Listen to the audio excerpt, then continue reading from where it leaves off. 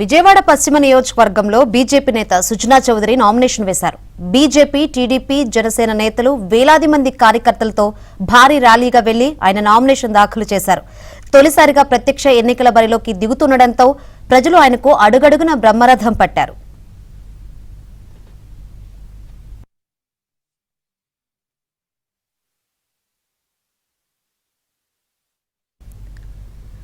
గత పాలకులు పశ్చిమ నియోజకవర్గాన్ని పట్టించుకోకపోవడంతో ప్రజలు అనేక ఇబ్బందులు పడ్డారని, తాను గెలిచాక ఆదర్శ నియోజకవర్గంగా అభివృద్ధి చేసి చూపిస్తానని సుజనా చౌదరి స్పష్టం చేశారు. వైసీపీ అరాచక పాలనకు బుద్ధి చెప్పేందుకు ప్రజలు సిద్ధంగా ఉన్నారన్న సుజనా చౌదరితో మా ప్రతినిధి Prasad face to face. Vijayawada పశ్చిమ నియోజకవర్గం నుంచి కేంద్ర మాజీ మంత్రి సుజనా చౌదరికి వచ్చే నామినేషన్ దాఖలు చేశారు. ఇప్పటికే ప్రచారంలో కూడా దూసుకుపోతున్న సుజనా చౌదరి అసలు క్షేత్రస్థాయిలో పరిస్థితి ఎలా ఉంది, నియోజకవర్గంలో రేపు భవిష్యత్తులో ఏం చేయబోతారని చెప్పి మనతో పాటు ఉన్నారు. సార్ చెప్పండి, ఇప్పటికే పర్యటన చేస్తున్నారు, ప్రచారంలో ఉన్నారు, ప్రధానంగా ఏ అంశాలు గుర్తించారు? అంటే దాదాపు 1 టౌన్ అంటే ఎప్పటి నుంచి కూడా అదే రకంగా కనిపిస్తుంది, ఇప్పటికీ మార్పు లేదు. నేను సుమారుగా 10 రోజుల నుంచి నేను ప్రచారం చేస్తూ ఉన్నాను. ప్రచారం కంటే ముఖ్యంగా నేను నియోజకవర్గ స్థితిగతులు ఏమిటి, పరిస్థితులు ఏమిటి అవి తెలుసుకుంటున్నాను. ప్రతి చోటకి వెళ్ళి ఓటు అడిగే కంటే ముందు అసలు అక్కడ పరిస్థితులు ఏంటో తెలుసుకొని వాటికి పరిష్కార మార్గాలు ఏంటో చూడవలసిన అవసరం ఉందని మాత్రం గ్రహించాను. ఇక్కడ ఈ నియోజకవర్గంలో ఉన్న మనుషులు మాత్రం దుర్భర పరిస్థితుల్లో నివసిస్తున్నారు.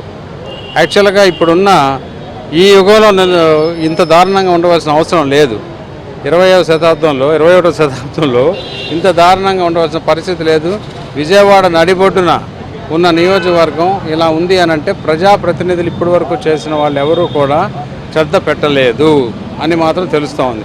కాబట్టి ఈసారి ప్రజలు నాకుగా నేను 12 సంవత్సరాలు రాజ్యసభ మెంబర్గాను 3.5 సంవత్సరాలు కేంద్ర మంత్రిగా చేసిన అనుభవం కాక నేను ఒక 10,000 మందికి దాకా ఉద్యోగాలు ఇప్పించే ఇండస్ట్రీస్ ఎన్నో పెట్టాను, అన్నీ సక్సెస్ఫుల్గా చేయగలిగాను.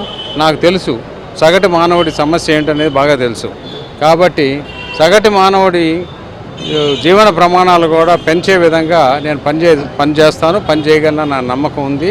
ఇక్కడ సమస్యలు అంటే drainage problem, roads problem, power problem, drinking water problem, కొండ మీదకి ఎక్కాలన్నా దిగాలన్నా సమస్య, అంబులెన్స్ వెళ్ళటానికి లేదు, ఫైర్ ఇంజన్ వెళ్ళటానికి వెళ్ళలేదు, సామాను పై కొండ మీద తీసుకెళ్లాలంటే ఈ రోజుల్లో కూడా అడవిలో చేసే విధంగా ఉంది ఇక్కడ వ్యవహారం.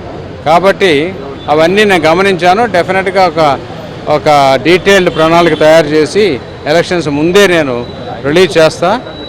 ఏమన్నా సలహాలు సంప్రదింపులు ఉంటే కూడా అందరినీ కూడా నేను అడుగుతున్నాను.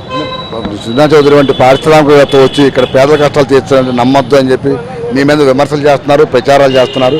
అటువంటి విమర్శలకు మీరేం చెప్తారు? ప్రత్యర్థులు అంతకుముందే ఏమీ చేయలేరు. వాళ్ళకి ఎందుకు ఓటేయాలో వాళ్ళు అడుక్కుంటే పద్ధతిగా ఉంటుంది. నేను వాళ్ళకి ప్రత్యర్థిని, నా సెన్స్ ఏంటో నేను చెప్పుకుంటున్నాను. నేను లోకలు, నా కెపాసిటీ ఏంటో నాకు తెలుసు. ఇప్పటివరకు ఏం చేసిందని పబ్లిక్కి తెలుసు, ప్రజలకు తెలుసు. కాబట్టి వాళ్ళ పనేదాలు చేసుకోమనండి. రేపు మే 13న ఎలక్షన్ అయిపోయినాక జూన్ 4 మధ్యాహ్నం చూసుకుంటే తెలుస్తుంది ప్రజలు ఎటే ఓటేశారనేది.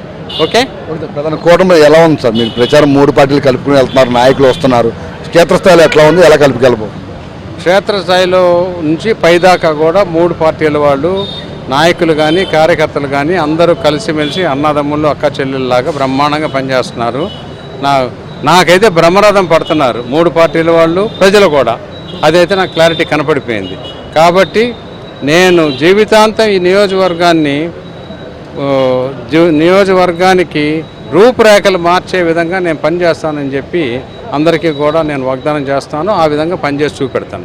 విజయవాడ 1 టౌన్ ముఖ్యంగా పశ్చిమ నియోజకవర్గానికి గతంలో అనేక మంది ఎమ్మెల్యేలుగా పనిచేసినప్పుడు కూడా పూర్తి స్థాయిలో ప్రజా సమస్యలు పరిష్కరించలేకపోయారు. తాను మాత్రం గెలిచి ఈసారి ఆదర్శ నియోజకవర్గం తీర్చిదిద్దానని దానికి సంబంధించి ఇప్పటికే ప్రణాళికను కూడా సిద్ధం చేసినట్లు సురేష్ గారు చెప్తా ఉన్నారు.